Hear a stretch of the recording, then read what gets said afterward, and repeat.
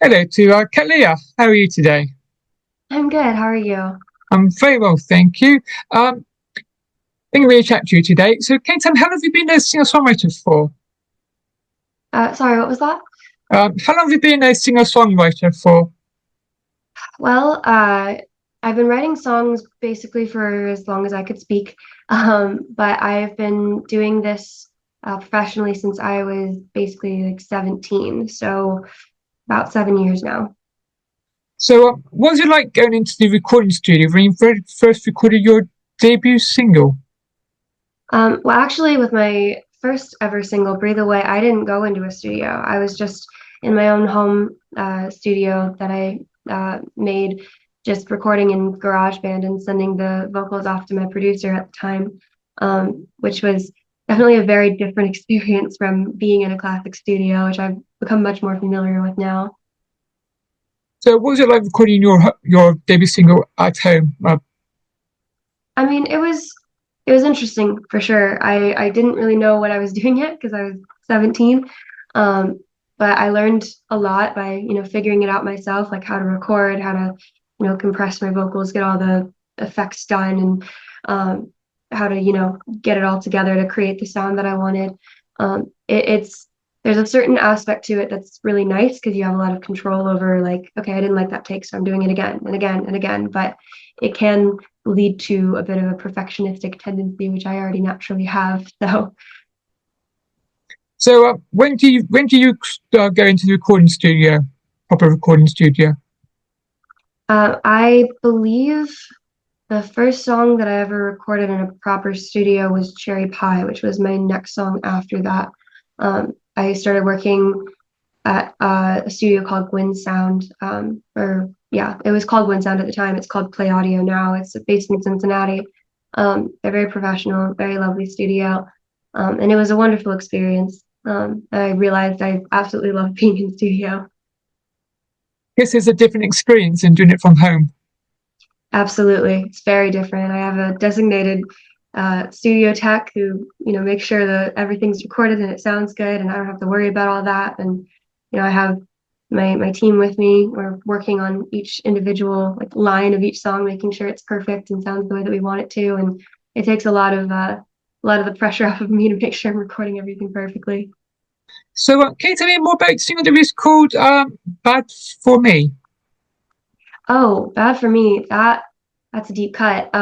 Yeah, that one I think that was actually the shortest songwriting process I've ever had for a song. I wrote that song in an afternoon, um, off of some instrumental that I just heard somewhere, that wasn't mine. I didn't end up using that instrumental, obviously, but I took the structure of the song and I sent it to one of the producers that I worked with at the time, and he created an instrumental to go with what I had written. And I think I went back to the lyrics like once or twice to correct a couple of things, but it was actually a very, very quick process. And it was also one of the first, if not the very first, song I wrote about like a petty ending to a relationship that I was unhappy in.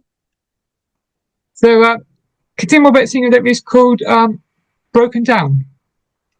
Mm. Broken Down, I wrote when I was 15. I wrote it at the beginning of the first Trump administration, and not to talk too much politics, but safe to say I'm not a fan.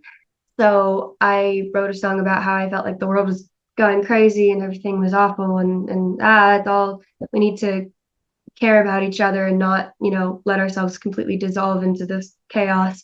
Um, so I guess that song is my I won't say I told you so, but So, can you tell me about the single that is called "Like Me"? like me, I wrote about my feelings. I was actually the first, I mean, they're all about my feelings, but that was about like my more introspective, like what I was personally experiencing at the time that felt like really difficult and unique to me. I wrote it uh, when I was, I think, 18, and it was the first single we released off of the album that I just released, Language Barrier. And it basically just takes you through the story of me realizing that I sometimes overreact to things and I sometimes don't always like look at things the most objectively and I take things too seriously and I'm over dramatic and all this stuff and I need to take myself less seriously, but I can't really help it. And it was sort of like a call to others, like, can you hear what I'm saying? Like, do you understand? Am I understood? So, what was it like recording your debut EP? The thing about that EP is I actually recorded the whole album before I released the EP. The EP contains only songs from the album. It was sort of a pre-release of some of the best songs on the album. And so I guess to say how the EP recording went, it was the album recording. It was a long, intense learning process. It was my first ever album, and I truly like didn't know what I was doing because it was, like I said, my first ever attempt at making an album. But I was working with really great people, the producers, the studio techs, the mixing and mastering was done excellently. Like I felt like I finally was able to put all of my thoughts of everything that I was going through into a cohesive story. And so it was actually a really beautiful experience. And even though I've definitely learned a lot from it and I will be able to record things faster and more efficiently, and I learned from my mistakes at that point, I wouldn't change that experience for the world, honestly. So, can you tell me more about your full album called Language Barrier? Yeah, Language Barrier is the one I just released on March 6th. It's similar to the EP. I did the cover art for it. It all of the singles and the EP, all of the cover art up until the album, including the album, all of that was done by me. And so for Language Barrier, the album, I took all like little pieces and parts from each of the singles and I put them into the edges of the cover art. And then the center is this clock with tarot cards that I custom designed for each hour. And they each represent a song. And then the last one is the world, which represents the whole thing of a complete piece. The album is a concept album, so it's supposed to be a cohesive story going all the way through. And it tells the story of um, basically a really bad relationship that I went through when I was 19, 20. And the way that I processed it, the way that I learned I needed to get out of it, the way that my friends tried to help me through it, and the grief that I went through, which makes it sound much more sad and serious than the actual energy of the album is. So, I picked out a song called Why Them? So, can you tell me more about that? Yeah, so Why Them is the second song on the album. It comes right after Welcome to the Show, which is a song I can only describe as like circus horror pop, I guess. Um, but Why Them, I actually wrote in response to a text message I received. One of my friends texted me and said, I don't want you to respond. I don't want you to answer. I'm just going to send you a question and I want us to leave it at that and move on. And then they sent the message, Why Them, referring to the person I was dating at the time. And so because I wasn't supposed to text them back and respond, I just screenshotted it, put it in my notes app, and wrote a whole song about it. And it's sort of another like sort of I'm acknowledging my own faults in the song. I'm being playful with it, where I'm like I start the song by saying, "I don't make good choices. I avoid them like the plague."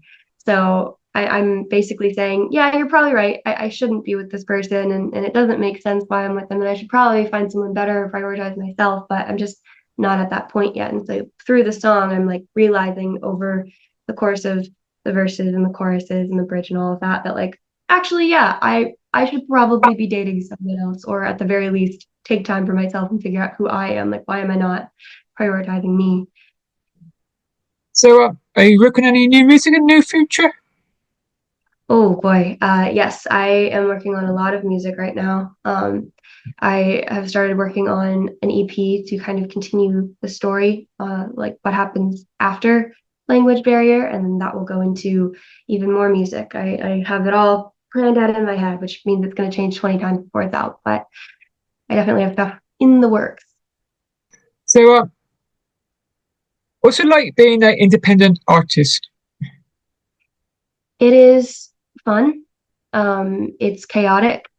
It is, you have a lot of obviously control over what you do and what you release and the music that you make.